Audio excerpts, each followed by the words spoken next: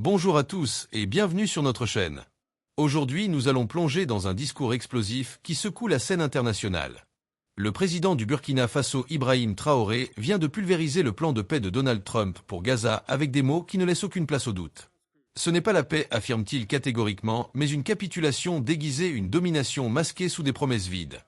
Dans cette vidéo, nous allons décortiquer point par point cette dénonciation fracassante qui remet en question tout ce que l'Occident nous a vendu comme solution au conflit israélo-palestinien. Si vous voulez comprendre pourquoi ce discours change la donne, n'oubliez pas de laisser un like et de vous abonner à la chaîne pour ne rien manquer de nos analyses approfondies. Restez avec nous car ce que vous allez découvrir va vous ouvrir les yeux sur les véritables enjeux de ce conflit. Dans une déclaration retentissante qui a secoué la communauté internationale, le président burkinabé Ibrahim Traoré a pris la parole avec une franchise déconcertante pour dénoncer ce qu'il considère comme une imposture diplomatique majeure. Son discours, prononcé devant un auditoire composé de représentants africains et de citoyens du monde entier, marque un tournant décisif dans la perception africaine des solutions proposées pour résoudre le conflit israélo-palestinien. Refusant catégoriquement de recourir au langage policé et euphémistique de la diplomatie traditionnelle, Traoré a choisi d'exprimer sans détour sa position concernant le plan de paix présenté par l'ancien président américain Donald Trump pour Gaza et la région du Moyen-Orient. Cette intervention courageuse illustre la volonté croissante des leaders africains de s'imposer comme des acteurs incontournables sur la scène géopolitique mondiale, refusant désormais de rester spectateurs passifs des injustices perpétrées à travers le globe. Le président burkinabé a méthodiquement déconstruit les fondements même de ce plan, qualifiant celui-ci non pas de proposition de paix authentique, mais plutôt d'un instrument sophistiqué de domination déguisé en réconciliation. Selon son analyse percutante, ce plan représente une tentative délibérée de forcer un peuple entier à accepter des chaînes métaphoriques tout en prétendant lui offrir des bracelets d'or, une métaphore puissante qui illustre la nature trompeuse de l'offre américaine. Traoré insiste sur le fait que la véritable paix ne peut jamais être construite sur des bases inégalitaires où le plus fort dicte unilatéralement les conditions et où le plus faible n'a d'autre choix que de signer sous la contrainte. Cette vision de la paix imposée contrevient fondamentalement aux principes universels de justice, d'équité et de respect mutuel qui devraient constituer le socle de toute négociation internationale digne de ce nom. L'argumentaire développé par Ibrahim Traoré s'appuie sur une définition philosophique et morale exigeante de ce que devrait être la paix véritable dans le contexte d'un conflit aussi ancien et complexe que celui de Gaza. Pour le leader burkinabé, la paix authentique ne saurait se réduire au silence forcé des opprimés, mais doit nécessairement s'accompagner de l'établissement d'une justice substantielle permettant aux victimes de retrouver leur dignité et leur capacité à se tenir debout. Cette conception de la paix rejette catégoriquement l'idée selon laquelle la souffrance d'un peuple pourrait être réduite à un simple argument de négociation destiné à satisfaire les intérêts des investisseurs internationaux ou des puissances économiques. Les droits sacrés et inaliénables d'une nation ne peuvent être bafoués indéfiniment, sa dignité humaine ne peut être piétinée sans conséquence, et sa souveraineté ne saurait être constamment reportée aux calendes grecques sous prétexte de réalisme politique ou d'impératifs sécuritaires. La critique formulée par Traoré s'étend également à la réception internationale qu'a connue le plan Trump lors de sa présentation initiale aux leaders mondiaux et aux médias occidentaux. Nombreux sont ceux qui ont applaudi sans réserve cette initiative, certains la qualifiant de pragmatique, d'autres d'audacieuse, d'autres encore se félicitant qu'il y ait enfin une proposition concrète sur la table des négociations. Cependant, le président burkinabé rejette catégoriquement cette appréciation positive, utilisant une métaphore frappante pour exprimer son désaccord profond. Une coupe empoisonnée demeure empoisonnée quelle que soit la beauté de son apparence extérieure, tout comme un fruit pourri ne peut nourrir personne malgré la douceur qu'il peut présenter à première vue. Cette imagerie puissante souligne l'importance de regarder au-delà des apparences trompeuses et des présentations soignées pour examiner la substance réelle des propositions diplomatiques. Ibrahim Traoré pose alors une série de questions rhétoriques dévastatrices qui mettent en lumière les contradictions inhérentes au plan de paix proposé par l'administration Trump. Comment peut-on parler de paix véritable, interroge-t-il, lorsque l'occupant maintient fermement sa botte militaire appuyée sur la poitrine du peuple occupé, le privant ainsi de toute capacité à respirer librement et à exercer ses droits fondamentaux? Comment peut-on exiger du monde qu'il applaudisse une telle situation comme si justice avait véritablement été rendue aux victimes de cette occupation prolongée? Ces interrogations touchent au cœur même de la problématique et exposent l'hypocrisie d'un système international qui prétend œuvrer pour la paix tout en cautionnant des situations d'oppression manifestes. La rhétorique de Traoré force ses interlocuteurs à confronter les réalités inconfortables qu'ils préféreraient souvent ignorer ou minimiser. Le leader burkinabé poursuit son analyse en soulignant les conditions de vie quotidiennes insoutenables que le plan Trump ne fait rien pour améliorer véritablement. Il évoque avec émotion la division territoriale imposée par des murs de séparation, les multiples points de contrôle qui rythment et contraignent chaque aspect de l'existence du peuple palestinien, les mères qui ne peuvent atteindre les hôpitaux à temps pour accoucher ou soigner leurs enfants malades, et toute une génération d'enfants qui grandissent sous la surveillance constante des drones militaires au lieu de pouvoir contempler un ciel ouvert symbolisant la liberté et l'espoir. Face à ces réalités accablantes, on demande néanmoins à ce peuple meurtri d'exprimer sa gratitude pour un accord qui ne change fondamentalement rien à sa condition d'asservissement. Cette description poignante de la vie sous occupation permet à Traoré de démontrer l'écart abyssal entre les promesses rhétoriques de paix et la réalité vécue quotidiennement par les Palestiniens. Une autre dimension cruciale de la critique formulée par Ibrahim Traoré concerne la question fondamentale de la légitimité et de la représentativité dans les processus de négociation internationale. Le président burkinabé dénonce avec véhémence le fait que les solutions proposées pour résoudre le conflit de Gaza ne proviennent pas du sol palestinien lui-même, ne sont pas inspirées par les voix authentiques du peuple de Gaza, et ne sont pas façonnées par la volonté collective de ceux dont l'avenir est directement en jeu. Au contraire, ces plans sont élaborés dans les bureaux climatisés de Washington, dessinés sur des cartes situées à des milliers de kilomètres du théâtre des événements, par des personnes qui n'ont jamais vécu ne serait-ce qu'une seule journée sous les conditions d'occupation et de blocus. Cette approche paternaliste et néocoloniale rappelle tristement les heures les plus sombres de l'impérialisme, lorsque les puissances européennes décidaient du sort des peuples africains sans jamais consulter les principaux concernés. L'indignation de Traoré atteint son paroxysme lorsqu'il aborde la question de la participation palestinienne aux discussions censées déterminer leur propre destin. Comment peut-on prétendre construire une paix durable, s'interroge-t-il avec force, lorsque l'avenir d'un peuple entier est discuté et décidé sans sa présence effective à la table des négociations? Cette situation où l'on exige la signature des Palestiniens tout en ignorant systématiquement leurs voix et leurs aspirations légitimes incarne parfaitement la vieille arrogance impériale qui consiste à décider pour les autres, à dicter aux autres ce qui est supposément bon pour eux, tout en réduisant au silence ceux-là même dont le sort est scellé par ces décisions unilatérales. Cette pratique antidémocratique et profondément injuste contrevient aux principes les plus élémentaires du droit international et du respect de l'autodétermination des peuples, principes pourtant censés guider les relations internationales contemporaines. Ibrahim Traoré conclut ce premier volet de son analyse en rejetant catégoriquement l'appellation pompeuse des « affaires du siècle » accolée à ce plan de paix, interrogeant sarcastiquement à qui appartient véritablement ce siècle dont on parle. Appartient-il aux oppresseurs qui dictent leurs conditions, ou appartient-il au contraire aux opprimés qui ont enduré décennie après décennie les sièges, les blocus, l'exil, l'humiliation constante, et qui pourtant continuent de se lever chaque matin avec une volonté inébranlable d'exister et de résister? Le président burkinabé affirme sans ambiguïté que ce prétendu accord du siècle n'appartient certainement pas aux citoyens de Gaza qui n'ont jamais connu un seul jour sans peur, qui s'endorment au bourdonnement menaçant des drones plutôt qu'aux douces berceuses, et qui se réveillent non pas au son paisible des cloches d'école, mais au bruit terrifiant des murs qui s'effondrent sous les bombardements et aux cris déchirants des voisins. Cette réalité brutale contraste violemment avec la rhétorique aseptisée employée par les architectes du plan de paix. La position adoptée par Ibrahim Traoré dans ce discours inaugural reflète une prise de conscience plus large au sein du continent africain concernant la nécessité de développer une voix indépendante et courageuse sur les questions de justice internationale. En refusant de se soumettre aux pressions diplomatiques et en osant nommer clairement les injustices qu'il observe, le président burkinabé s'inscrit dans une longue tradition de leaders africains anticolonialistes qui ont combattu l'oppression sous toutes ses formes. Son intervention marque également un moment historique où l'Afrique, trop longtemps reléguée au rôle de spectateur passif dans les affaires mondiales, affirme son droit et son devoir moral de contribuer activement à la construction d'un ordre international plus juste et plus équitable, fondé sur le respect mutuel entre les nations plutôt que sur la loi du plus fort. Ibrahim Traoré entreprend dans la deuxième phase de son discours une déconstruction méthodique et implacable des différents éléments constitutifs du plan Trump, révélant systématiquement les failles béantes et les hypocrisies dissimulées sous le vernis des promesses économiques et des engagements sécuritaires. Le président burkinabé commence par remettre en question la notion même de compromis telle qu'elle est présentée par les promoteurs de ce plan, soulignant qu'un véritable compromis exige par définition que les deux parties impliquées dans une négociation donnent quelque chose et gagnent quelque chose en retour, dans un esprit d'équilibre et de réciprocité. Or, dans le cas présent, on demande manifestement à une seule partie, le peuple palestinien, d'abandonner absolument tout ce qui lui est cher, sa terre ancestrale, sa souveraineté nationale, sa dignité humaine fondamentale, tandis que l'autre partie, la puissance occupante, conserve intégralement tout ce qu'elle a acquis par la force militaire, l'expansion territoriale illégale et la violation systématique du droit international. Cette asymétrie fondamentale dans les sacrifices demandés révèle la nature véritable de ce prétendu compromis, qui n'en est pas un mais constitue plutôt une confiscation déguisée, une continuation légalisée du processus de dépossession territoriale qui s'est déroulé au cours des dernières décennies. Traoré utilise une métaphore particulièrement éclairante pour illustrer cette dynamique injuste. C'est comme si le maître disait à son serviteur de lui donner son dernier PN de pain et qu'en échange, il lui permettrait généreusement de vivre un jour de plus dans la servitude. Ou encore, c'est comme si le voleur disait à celui qui a été volé qu'il peut garder un coin minuscule de sa propre maison pendant que lui, le voleur, réclame et s'approprie tout le reste de la propriété. Cette imagerie puissante expose l'absurdité morale d'une situation où l'on présente comme un généreux compromis ce qui constitue en réalité une humiliation supplémentaire déguisée en négociation diplomatique entre parties supposément égales.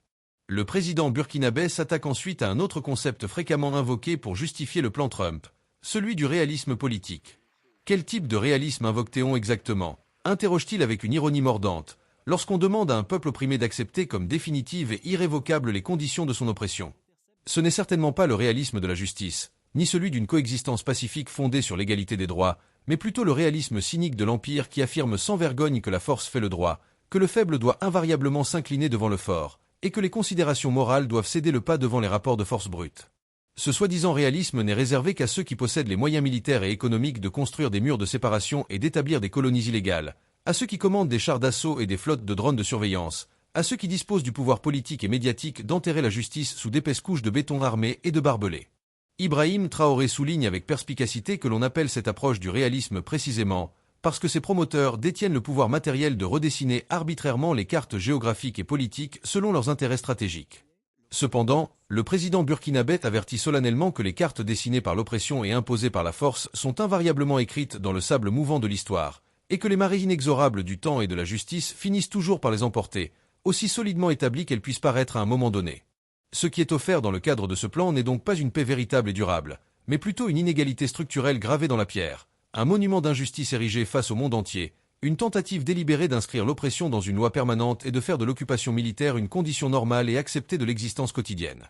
La stratégie sous-jacente au plan Trump, selon l'analyse de Traoré, vise essentiellement à proclamer l'exil forcé des réfugiés palestiniens comme une fatalité historique inévitable, à sacraliser le vol territorial en y apposant un sceau de légitimité internationale, et à normaliser définitivement une situation qui devrait demeurer intolérable aux yeux de toute conscience morale.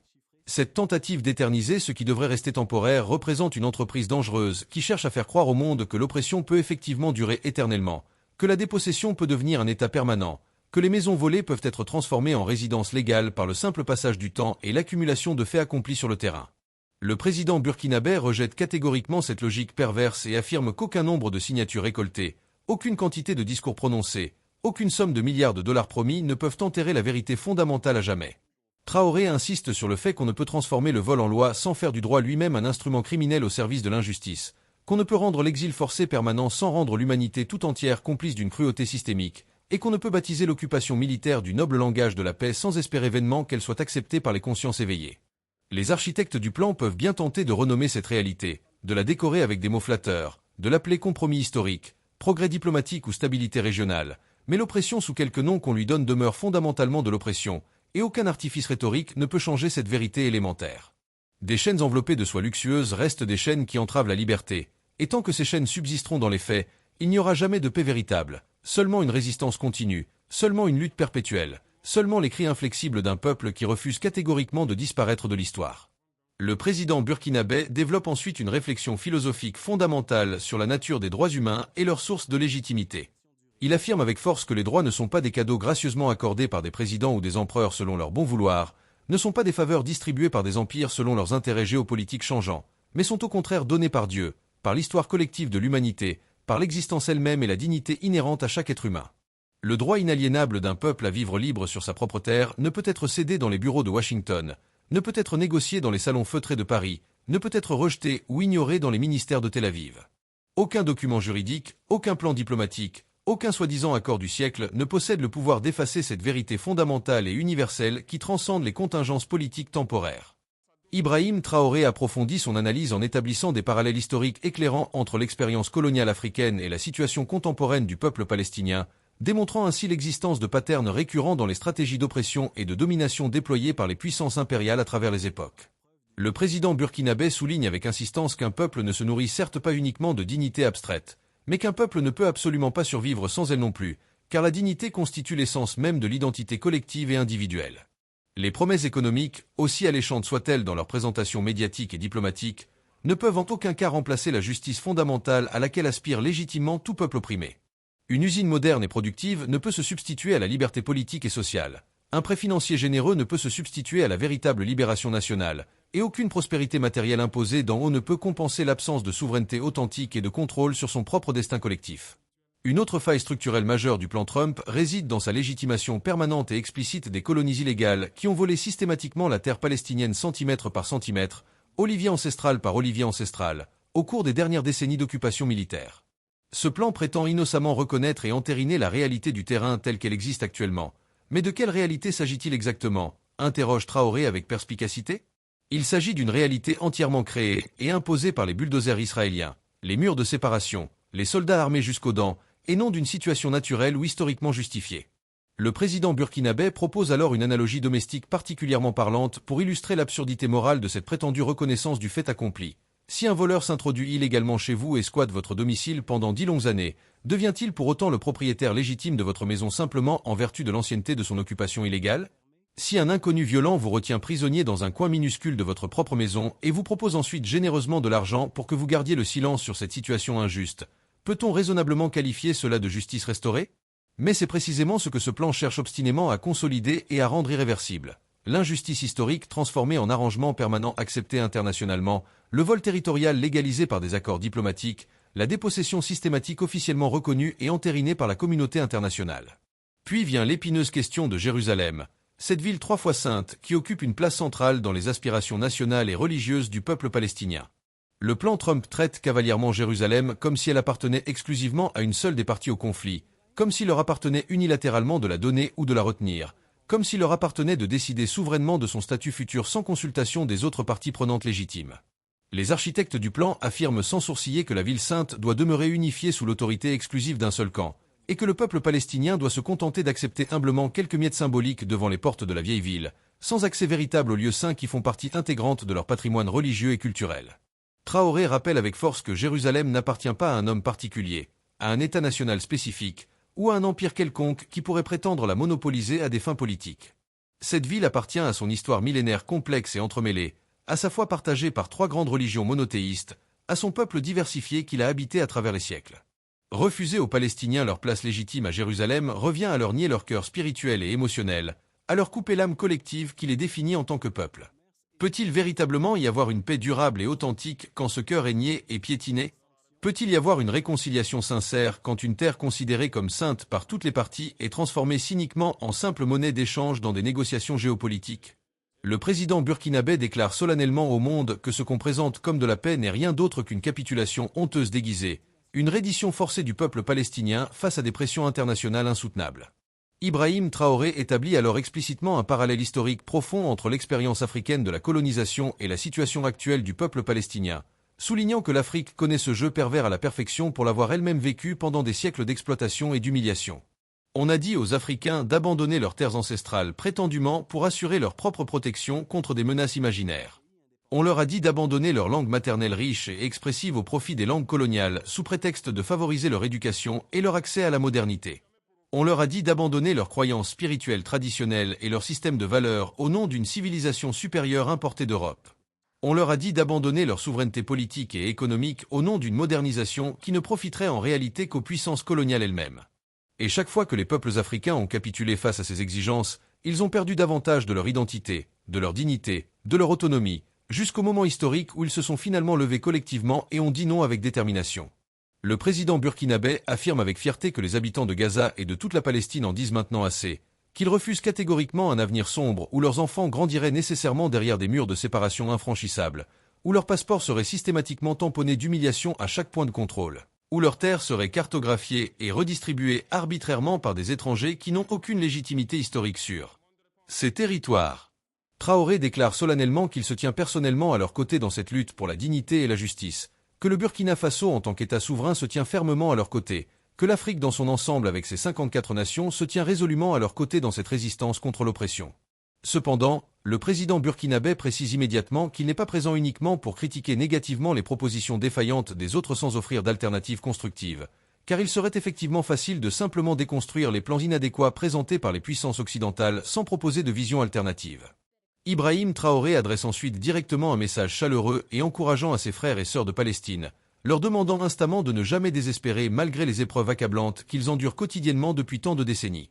Vous n'êtes absolument pas seul dans votre lutte pour la liberté et la dignité, leur assure-t-il avec émotion. Votre souffrance indicible est visible aux yeux du monde entier malgré les tentatives répétées de la minimiser ou de l'occulter. Votre combat héroïque pour l'existence et la souveraineté est partagé par des millions de personnes à travers tous les continents qui s'identifient à votre cause légitime. Aux pères palestiniens qui ne peuvent subvenir aux besoins fondamentaux de leur famille à cause du blocus économique impitoyable imposé depuis tant d'années, aux jeunes qui ne rêvent que de liberté et d'un avenir où ils pourraient réaliser leur plein potentiel humain sans entrave, le président burkinabé dit avec conviction que l'Afrique se souvient constamment d'eux dans ses pensées et ses prières, que l'Afrique les soutient concrètement dans leur résistance pacifique comme armée selon les circonstances, et que cette solidarité ne constitue pas de simples paroles creuses, mais un engagement profond et durable. Le président burkinabé s'adresse également directement aux peuples occidentaux de bonne volonté qui aspirent véritablement et sincèrement à la paix plutôt qu'à la perpétuation des conflits qui enrichissent les industries d'armement, qui refusent courageusement de voir leur gouvernement engagé dans des guerres sans fin au nom d'intérêts géostratégiques opaques, et qui possèdent encore une conscience morale active face aux injustices commises en leur nom. À ces citoyens occidentaux conscients et engagés, Traoré lance un appel solennel. Élevez courageusement la voix dans vos propres sociétés pour dénoncer les politiques injustes. Exigez fermement de vos élus qu'ils œuvrent pour la justice véritable plutôt que pour des arrangements cyniques qui perpétuent l'oppression sous d'autres formes.